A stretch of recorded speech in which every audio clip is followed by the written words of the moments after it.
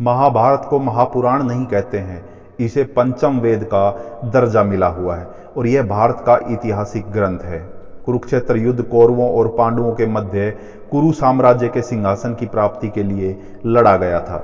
महाभारत के अनुसार इस युद्ध में भारत के प्राय सभी जनपदों सहित कुछ विदेशी राज्यों ने भी भाग लिया था। कुरुक्षेत्र में ही महाभारत का युद्ध क्यों हुआ, इस संबंध में 3 कहानियां प्रचलित हैं। इस वीडियो में आपको एक एक करके तीनों कहानियां सुनाएंगे।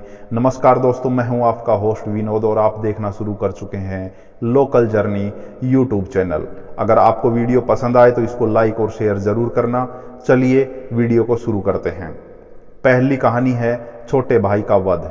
भगवान श्री कृष्ण को डर था कि भाई भाइयों के, गुरु शिष्यों के व संबंधी कुटुंबियों के इस युद्ध में एक दूसरे को मरते देखकर कहीं ये संधि ना कर बैठें।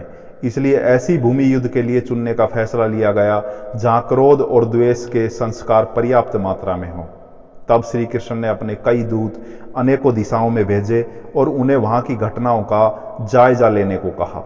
एक दूत ने सुनाया कि कुरुक्षेत्र में बड़े भाई ने छोटे भाई को खेत की मेड़ टूटने पर बहते हुए वर्षा के पानी को रोकने के लिए कहा।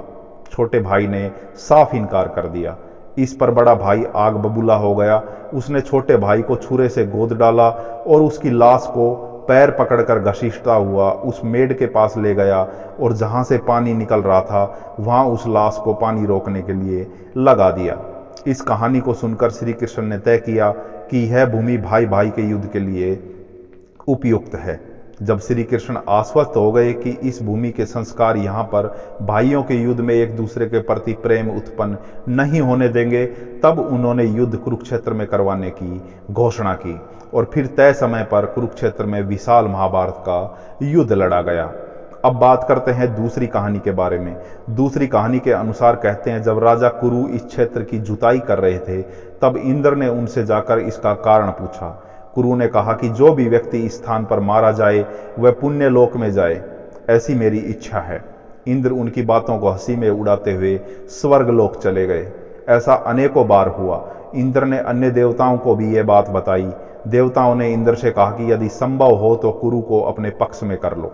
तब इंद्र ने कुरु के पास जाकर कहा कि कोई भी पशु, पक्षी या मनुष्य निराहार रहकर या युद्ध करके इस स्थान पर मारा जाएगा तो वह स्वर्ग का भागी होगा। ये बात भीष्म, श्री कृष्ण आदि सभी जानते थे, इसलिए महाभारत का युद्ध कुरुक्षेत्र में लड़ा गया। लेकिन इसके अलावा और भी एक कहानी है जो कुरुक्षेत्र के बारे में प्रचलित है। वो तीसरी कहानी है श्रवण कुमार की। मातृ और पितृ भक्त श्रवण कुमार की कहानी तो आपने अनेकों बार सुनी होगी। श्रवण कुमार जैसा पितृ भक्त खोजना बहुत ही मुश्किल है। वे अपने अंधे माता पिता की सेवा पूरी तत्परता से करते थे। उन्हें किसी प्रकार का कष्ट नहीं होने देते थे। एक बार माता पिता ने तीर्थ यात्रा की इच्छा की और वे उन्हें कांवड़ में बिठाकर तीर्थ यात्रा को चल दिए। बहुत से तीर्थ करते करते वे अपने माता पिता को लेकर एक दिन उस कुरुक्षेत्र की भूमि से गुजर रहे थे। वहां से गुजरते वक्त अचानक उनके मन में यह भाव आया कि पिता और माता को पैदल चलना चाहिए। वे दोनों अंधे हैं पर पैरों से तो चल ही सकते हैं। और फिर श्रवण कुमार ने कांवड़ जमीन पर रख दी और अपने माता पिता से पैदल चलने को कहा। अंधे माता पिता पैदल चलने लगे, पर उन्होंने साथ ही यह भी कहा कि बेटा, इस भूमि को जितना जल्दी हो सके पार कर लेना चाहिए। इसलिए इसके बाद वे तेजी तेजी से चलने लगे और जब वह भूमि निकल गई तो श्रवण कुमार को माता पिता के साथ इस तरह का व्यवहार करने पर बड़ा पश्चाताप हुआ। उसने अपने माता पिता के पैरों में गिरकर क्षमा मांगी तथा फिर से दोनों को कावड़ में बिठा लिया।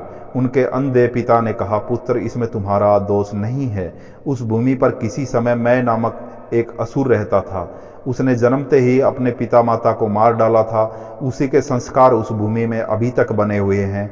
इसी से उस क्षेत्र से गुजरते हुए तुम्हें ऐसी बुद्धि